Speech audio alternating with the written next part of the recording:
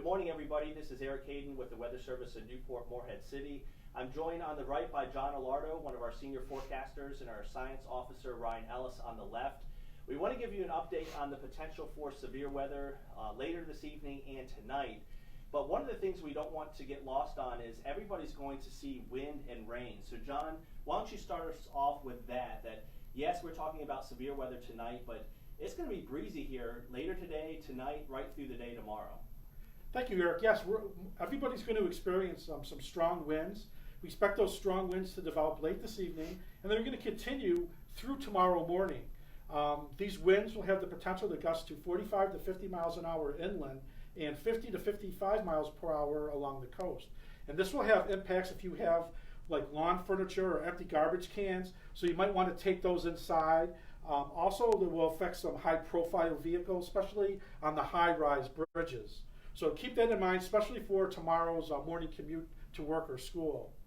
In addition to the strong winds, everybody's going to be experiencing some heavy rain, and that rain will develop sometime this evening and continue overnight tonight.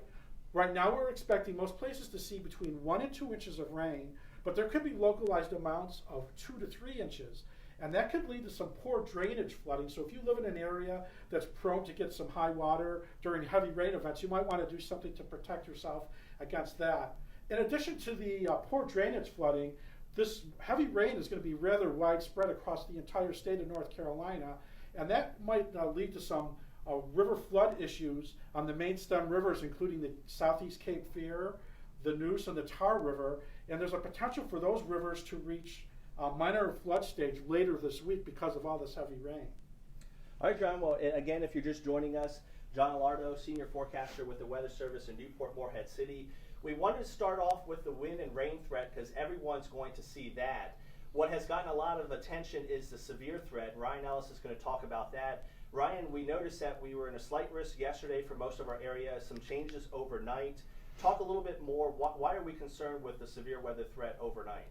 Yeah, as we're watching this front come through, right now we're seeing a lot of rain and thunderstorms starting to set up in the western part of the state, going through parts of North, South Carolina, even Georgia.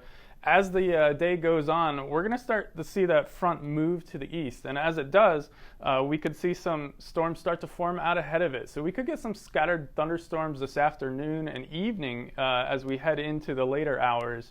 But then what we expect to happen is that line of thunderstorms is going to organize itself. It's going to continue coming eastward, and as it does, we're going to have a short period that we could see a lot of strong damaging winds potentially, even an isolated tornado with that line. Now here's a rough estimate of the timing for this line. So if you're in the western part of our area, over near I-95 and some of the inland counties, you can expect that line to start coming through anywhere between 8 p.m. and midnight. And then as we get to the middle of the area, somewhere around midnight, give or take, and then after midnight as we head to the eastern parts of the area. Now, the confidence in this timing is a little bit low at this time because as these storms start to organize, they tend to maybe speed up a little bit. So don't be surprised if that line comes through a little bit earlier than what we're showing on this graphic here. So Ryan, you talked about the timing, and if you're just joining us, John Alardo was talking about the wind. That wind's going to start later today through tomorrow morning. This graphic is only for a line of heavier showers and thunderstorms later tonight. We were looking at some of the forecast updates. Ryan, can you talk a little bit about as early as late this afternoon or this evening, places like Wallace or Kenansville, you could see some isolated storms. So just try to emphasize again that this graphic is just for an organized line, but talk a little bit about even late this afternoon we could see some pop-up thunderstorms. That's right, and as that front comes through, you get a lot of moisture starting to come off of the Atlantic. We get more fuel for thunderstorms, and so this afternoon and evening, if you have access to a radar at all, you can find that on our website or any of the other local media stations. You're going to be able to see perhaps some more thunderstorms forming, popping up here and there. They could be isolated. They could start to form into a little bit more organized clusters.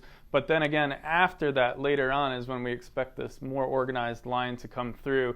And since this is overnight, one of the main things we want to emphasize is you need to have more than one way to get a warning. I have here a classic Midland weather radio. If you have one of these, this is a great way to get warnings at night. If you have, there's other ways as well, the local internet or smartphone where you can get warnings. Those are all good ways to get them, but there's nothing better than the classic weather radio, especially as you go to sleep. These things are able to wake you up if need be, so that you can get to safety. Ryan, that's an excellent point. He mentioned weather radio. Having your cell phone, I know if you're like me, a lot of times you turn it off at night. This is a night that you'd want to leave it on.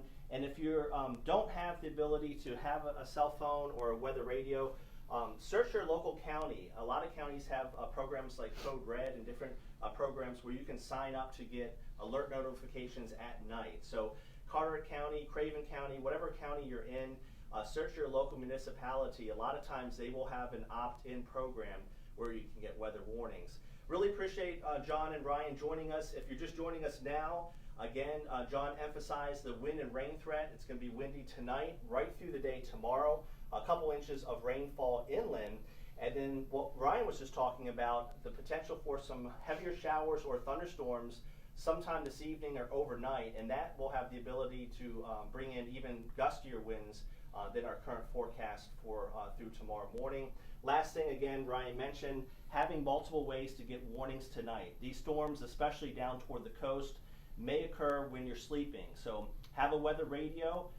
If you have one, make sure it has batteries and it's able to receive those warnings tonight. If you have a cell phone, make sure that's on and you don't have the notifications turned off. You don't have it in silent mode. And again, if you don't have access to a weather radio or a smartphone, your local county often has a way to opt in to receive warnings, not just weather warnings, but any notifications that they want to push out. So we don't have too many questions yet, but we're going to wrap things up. If you have a question, you're watching this video later in the day, post a question. We'll try to get to it. John and Ryan, really appreciate you joining us. And I'm going to zoom into one more thing on this graphic. If you want updated information, go to our website. You can search us on Twitter or Facebook. It's just NWS Morehead City, or weather.gov/MHX. We update the forecast every 3 hours, and we've put together a briefing that we update twice a day that has these specific graphics. So everything we've shown from rainfall amounts to wind speeds and the timing, this is on the website. This is your information to access. So weather.gov/MHX. We will leave it here. Continue to follow us on Facebook, also Twitter, and our website. Be safe tonight. Again, have those multiple ways to receive those warnings if we issue them overnight tonight. Take care, everybody, and have a great day.